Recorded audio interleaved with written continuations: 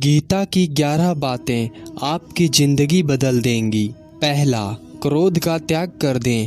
क्रोध से मनुष्य की मति मारी जाती है, यानी मुड़ जाती है, जिससे स्मृति भ्रमित हो जाती है। स्मृति भ्रम हो जाने से मनुष्य की बुद्धि नष्ट हो जाती है और बुद्धि का नाश हो जाने पर मनुष्य खुद ही अपना नाश कर बैठता है। दूसरा, मृत्यु से भी बढ़कर है मृत्यु का भय। न कोई मरता है और न ही कोई मारता है। सभी प्राणी निमित्त मात्र हैं। सभी प्राणी जन्म से पहले बिना शरीर के थे, मरने के उपरांत वे बिना शरीर वाले हो जाएंगे। यह तो बीच में ही शरीर वाले देखे जाते हैं, फिर इनका शोक क्यों करते हो? कोई भी अमर जड़ी खाकर पैदा नहीं हुआ है। कोई जल्दी मरेगा तो कोई देर से। मृत्यु का भय मत पालो। मरना तो सभी को एक ना एक दिन है। जिसने जन्म लिया है उसकी मृत्यु तय है। तीसरा, आत्मा अजर अमर है। आत्मा को न शस्त्र काट सकते हैं, न आग उसे जला सकती है और न पानी उसे भिगो सकता है, न हवा उसे सुखा सकती है। जो लोग यह मानते हैं कि मरता सिर्फ शरीर है, आत्मा नहीं, जो मर गए असल में वे मरे नहीं हैं, उन्होंने तो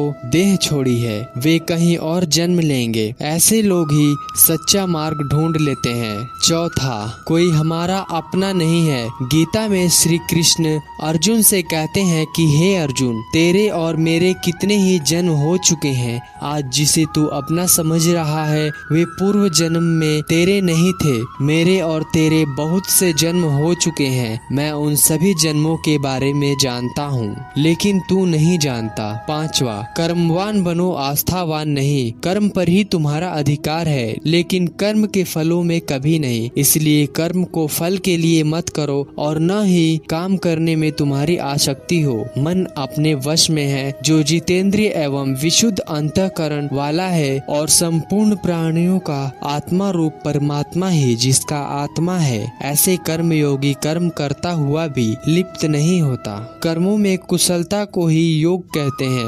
छठा, नरक का द्वार काम, क्रोध, लोभ, ये तीनों प्रकार के नरक के द्वार सर्व अनर्थों के मूल और नरक की प्राप्ति हेतु होने से यहाँ काम, क्रोध और लोभ को नरक का द्वार कहते हैं। आत्मा का नाश करने वाले अर्थात उसको अधोगति में ले जाने वाले हैं। अतएव इन तीनों को त्याग देना चाहिए।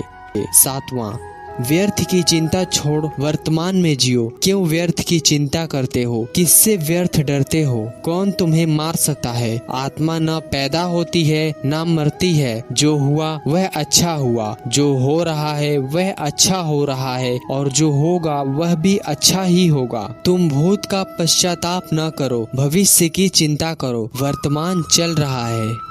आठवां, लगाव ही दुख का कारण है। तुम्हारा क्या गया जो तुम रोते हो? तुम क्या लाए थे जो तुमने खो दिया? तुमने क्या पैदा किया था जो नाश हो गया? न तुम कुछ लेकर आए, जो लिया यहीं से लिया, जो दिया यहीं पर दिया, जो लिया इसी भगवान से लिया, जो दिया इसी को दिया। खाली हाथ आए और खाली हाथ चले जाओगे। जो आज तुम्हारा है कल और किसी का था, परसों किसी और का होगा। तुम इसे अपना समझकर मग्न हो रहे हो। बस यही प्रसन्नता तुम्हारे दुखों का कारण है। नौवां, परिवर्तन को समझो और उसके साथ रहो। परिवर्तन संसार का नियम है। जिसे तुम मृत्यु समझते हो वही तो जीवन है।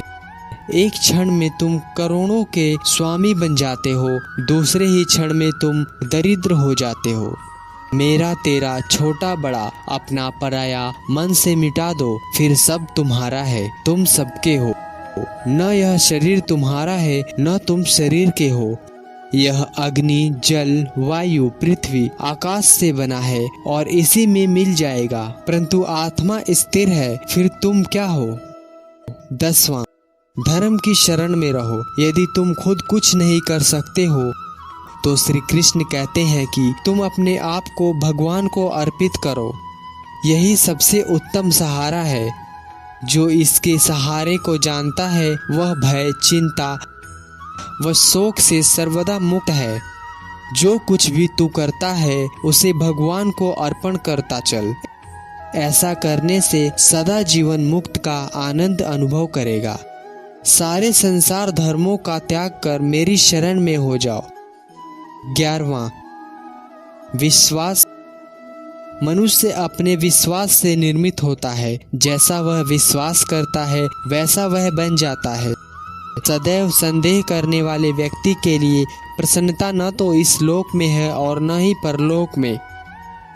जो कोई भी व्यक्ति जिस किसी भी देवता की पूजा विश्वास के साथ करने की इच्छा रखता है, मैं उस व्यक्ति का विश्वास उसी देवता में दृढ़ कर देता हूँ। जय श्री कृष्णा।